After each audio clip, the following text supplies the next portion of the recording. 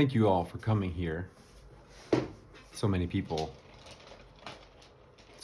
I don't know. A few I do, and I think that's just the way I want it to be, really. So this is my residency, The Past Will Fail You, and I wanted to tell you the story of the sculpture, the cube, because it is a story.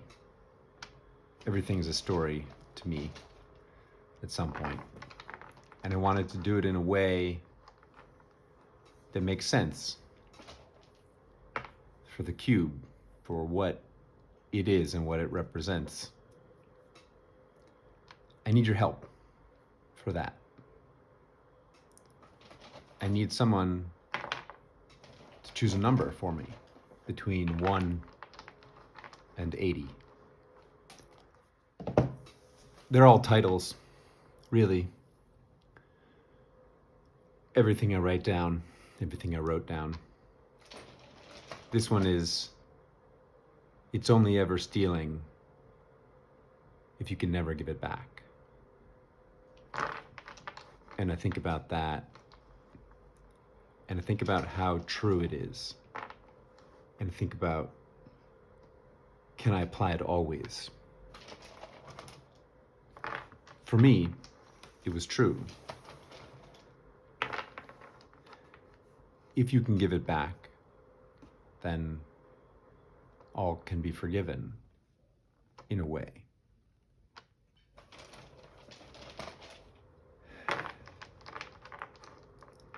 So the cube. It's this sculpture. It's more than a sculpture, really. And it's more than something that I made, I think.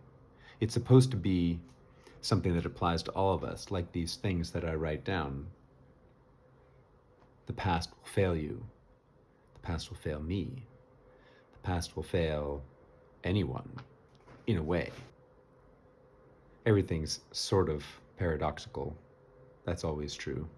We learn from the past, so in that way it doesn't fail us. But if we try to recreate it, recapture something that we once had, then, to me at least, we will feel failed. We will feel like we didn't get what we wanted, and that's frustrating. My life is full of these moments, trying to recreate the past. Sometimes they come in the shape of second chances. And second chances, well, it's a concept that's not quite what it is. It's not a second chance. It's another chance. It's a different chance. It's not to do the same thing, because when you do it again, you're not the same. What you've taken in, what you've seen, what you've experienced, what you've lived changes how you re-see something that may seem like a second chance.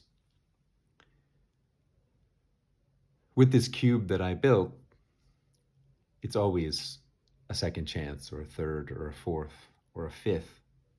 It's always a new beginning.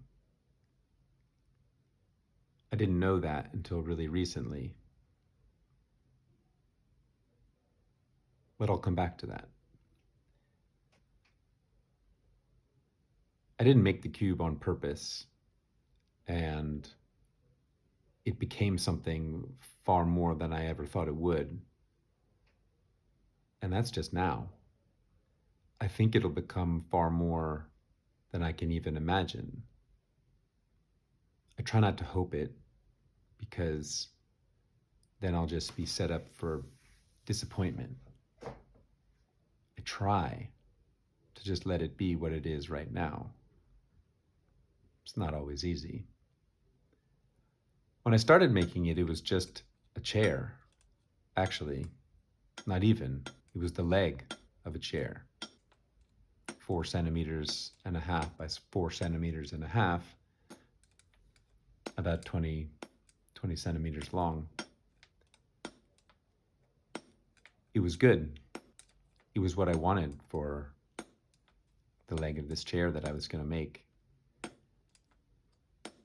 But then I cut it into cubes, 4.5 by 4.5 by 4.5, length, width, height, all that. And it made this cube, and then it was super sharp on the edges, so I cut bevels to soften it a little bit. And I brought these 6 cubes home, and when I was living on Rue de Grenelle in Paris, and for my kids, they were young. Blocks are fun. And someone who I was spending a lot of time with then said, wow, these are really cool. You should make like a lot of them. You should make 1,000 of them. And I thought, 1,000? Yeah, I'm going to do that. What else do I have to do with my time? I'm going to make 1,000 of these cubes. And I did. But I still didn't know what the cube meant because I'd never seen it before. At least I didn't think I'd ever seen it before. I didn't know what it was, what it meant. And in the beginning, it was just this representation of breaking and building and breaking and building. And that's a simple way to see it. What I loved about it in the beginning was that it took so long to build, stacking each cube one by one. And then destroying it was so fast, less than a second. And all the work that you put in is gone.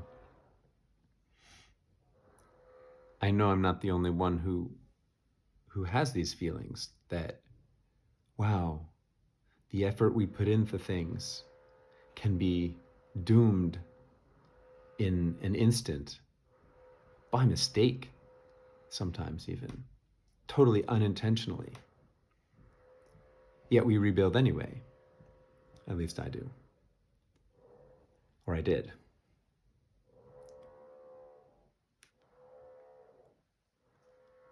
And that's the simple definition of the cube. There's no, it could have stayed there. But then I wanted to keep going with it. I made a hammer to smash it. I love hammers. They're similar to, well, I don't know what they're similar to. They're paradoxical. Because you use hammers to build things, and you use hammers to destroy things. I found it quite fitting for the sculpture that I was making. It wasn't even a sculpture in the beginning. It was a tool, in a way. It was just something to make, something to spend time doing. So then I had the hammer that went with it, this object that would destroy. You don't use the hammer to build it. You use the hammer to destroy it. And it felt so good. From a young age, I would have these sensations sometimes in me of wanting to destroy things. I had this image in my head of going into a concrete room. It was actually a rock castle that had been concreted off on the inside to support the walls, and fill it with glass mirrors and televisions and giant vase and all sorts of things that were extremely fragile, and then having a host of different weapons, if you will, against the wall. Goggles, maybe a face mask, and getting to choose a baseball bat or a golf club or whatever you want, and to put one of these glass things up there, perfect, not broken, in nice condition, on a pedestal, and then just destroy it forever into as many pieces as possible. And when I would do that in my mind, it would feel satisfying. It would feel like, okay, I didn't hurt anyone. I didn't hurt myself. I've expressed this, I don't know if it's anger or frustration, but it's something really strong. But I've expressed it.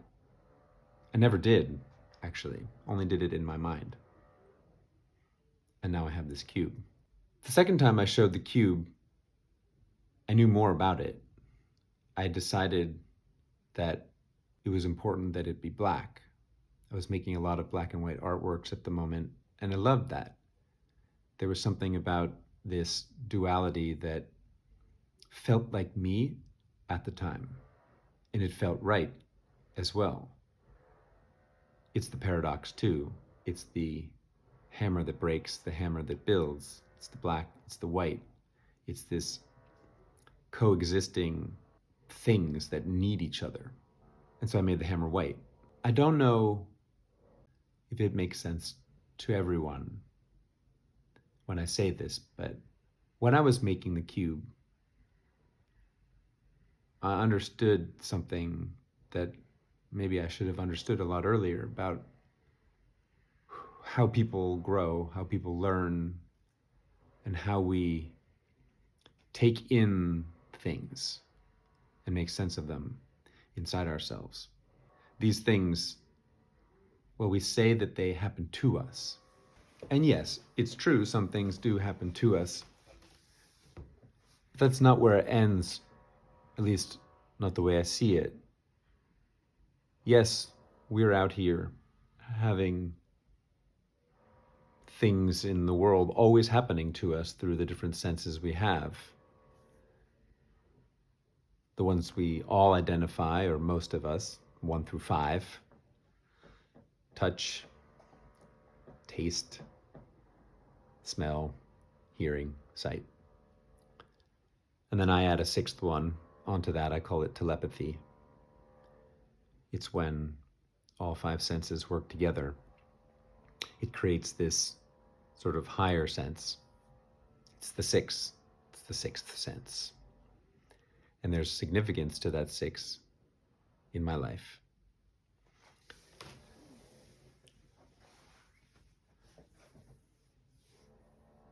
So now I'm lost, right?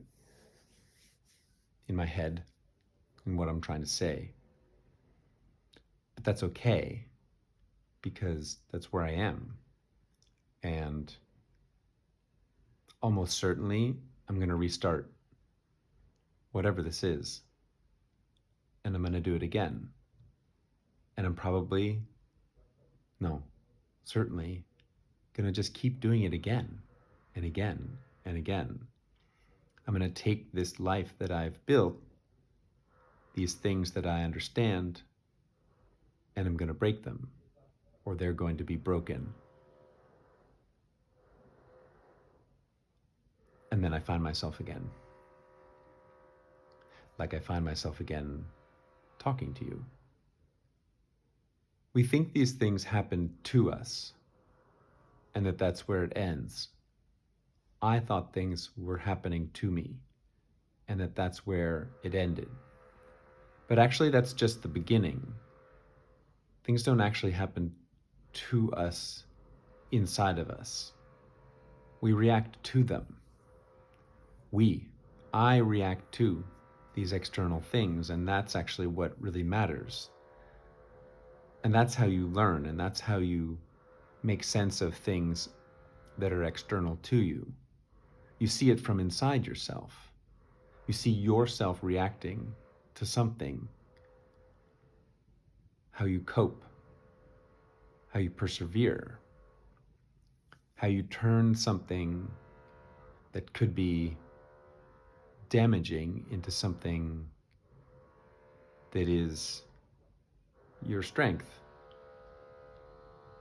But it's difficult because for a while I would confuse the fact that the damage or the trauma that happened to me was the strength. And I did that for a really long time. And that's dangerous because then you want to keep that. If it's my strength, then I don't want to lose it. And that's a shame. But what I do want to keep is the lesson I learned. That's the struggle every day, to separate the trauma from the lesson, because you can't have one without the other. So when I break the cube, for me, that's what it means. It's my choice. It's me reenacting the breaking of me, reenacting something that I once thought was brought on me by something outside of me helpless. But it's not. This is my way of connecting what I did inside to my understanding of myself, my way of handling new situations that are similar, growing, learning. For this exhibition, I did a lot of work at my brother's house outside of Paris. He has a yard, and all my tools had been in a basement, and I didn't like working there because of all the dust. I felt like it was hurting me, so I moved everything out to his house, and I would spend most weekends there for about a month and a half making everything that I needed to. I was walking back from the center of town buying baguettes, I think. And I realized that a lot of people try to change the story that they're living so that the ending won't be the same every time. Don't walk into that ditch again, as my colleague would say. But there was something in me, something that I realized as I was walking back to my brother's, and I realized it's actually not about changing the ending. Because I think what I realized after everything I know, is that you can never change the ending. The ending is always the same. But in the course of our lives, we have this opportunity to begin again, to change the beginning. Every time we get that chance, we can start differently.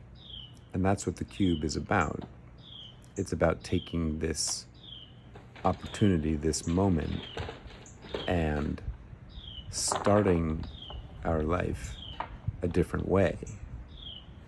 Not trying to recreate the past, not trying to start it the same way we started the last time, but to take it and rebuild something with all the different pieces we now own, we now are, and make something that is us.